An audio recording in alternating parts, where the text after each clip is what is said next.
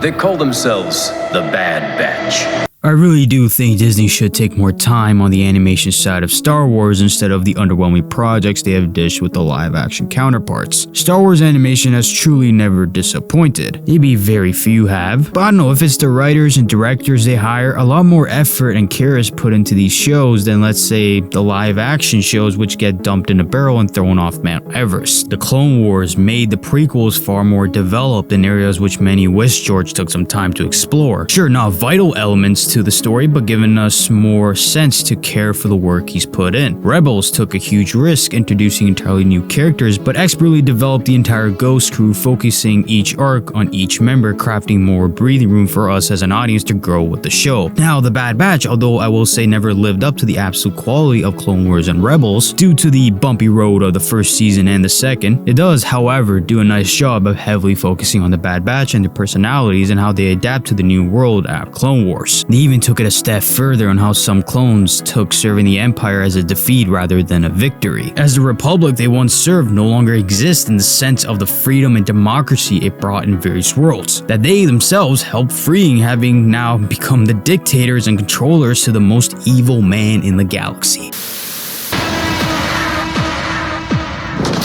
Season 1 and 2 I'll be covering together because they're identical in terms of my thoughts and criticism to have. Now, the start of the show had a solid first few episodes, especially Aftermath, which took place right after Order 66. The Bad Batch weren't affected by these orders and began seeing a new era of the Republic through the rules of the Empire. Much more devious and dark orders such as executing innocents, which made the Bad Batch question their loyalty to the order they once respected dearly. Except for one, and I will cover him later on into the video. They even rescued their sister Omega, who's a clone just like them, and they're now on the run from the Empire. Aftermath was easily the better episode of the first two seasons. It gave us the conflict which will carry on later seasons, demonstrating the effects of various clones and how loyalty has become the biggest question for a lot. In retrospect to the first two seasons, they achieved this mostly. The biggest criticism, which many will agree, is the downside to this entire series: the abundance of structured filler. What I mean by that is you'll notice a pattern with the first two seasons. The Bad Batch need a way to make money and living to keep themselves going in this very new era of the galaxy. So they run into a lizard creature named Sid, who gives them various missions to make little money. Now, she wasn't a character, she was an annoying plot device. She served no purpose instead of the classic double crossing when more money is offered. The structure was basically like important episode, 3 filler episodes where the Bad Batch accept a mission from Sid which has no meaning to the overarching story, important episode, wash, rinse, and repeat. But when the seasons had their prime episode, the moments with the Bad Batch and Omega truly felt genuine. Episodes not really ending on a huge happy and gloomy vibe, but giving us the idea not all things are hopeful and the worst is yet to come. Where there was Tech's death, Omega being captured again, Crosshair's return, the show blowing up our childhood, giving us the last few images of the place we all grew up with. The seasons had their strength, but the true highlight was season 3.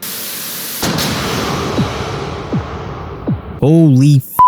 Now, I wasn't entirely positive with Clone Wars Season 7 of having episodes which were lackluster. Episodes that which were not important, such as the sister arc with the whole Spice Run. Oh boy. But that's the edge the Bad Batch Season 3 had, was it focused on the story. Not a single filler episode, because each episode has some importance to the overarching story. We had moments of purity with Omega and Crosshair, who changed his entire standpoint on the Empire because of the moments he shared with Omega, where his hope is restored as he finally has someone who cares about who he is and his purpose. Balls for not bringing Tech back as a gotcha moment, as the crew had to learn to grow themselves with one of their brothers being lost, as he had to risk his life to even keep them alive. This ultimately angered the crew, which became their downfall near the end of season 2. But getting Crosshair in the right path, something Omega achieved while captain, brought the Bad Batch closer than ever, piggybacking off each other to save Omega from Dr. Hemlock, who was a strong villain. Just his personality was calm, less angry and violent, and was just stupid with his decision. And he was outclevered by the squad to destroy Project Necromancer. I think I pronounced that right, which, spoiler alert, was a controversial decision to bring the man back from the dead through cloning. Hence why they needed Omega's blood, because she had a high M count and was a clone as well. So she was an important piece to the entire project. But I do find it interesting all the information and work was blown up to dust to the point nothing was salvageable, which is a head scratcher on the direction the Empire and the writer will be taking to repair the damage from the Rise of Skywalker. Omega was a huge strength this season. She grew as a character, being far more independent and being a leader herself when comforting the test subjects, where she played a big part of the escape, using the Zillo Beast as a destructive distraction to conjure an escape. She used her kindness effectively to comfort the captives when escaping the isolated planet. She had to learn through her mistakes and wasn't trained in the same process as her brothers, and had to start from scratch to learn to be combative when necessary. She used what she learned and was able to overcome these tough situations.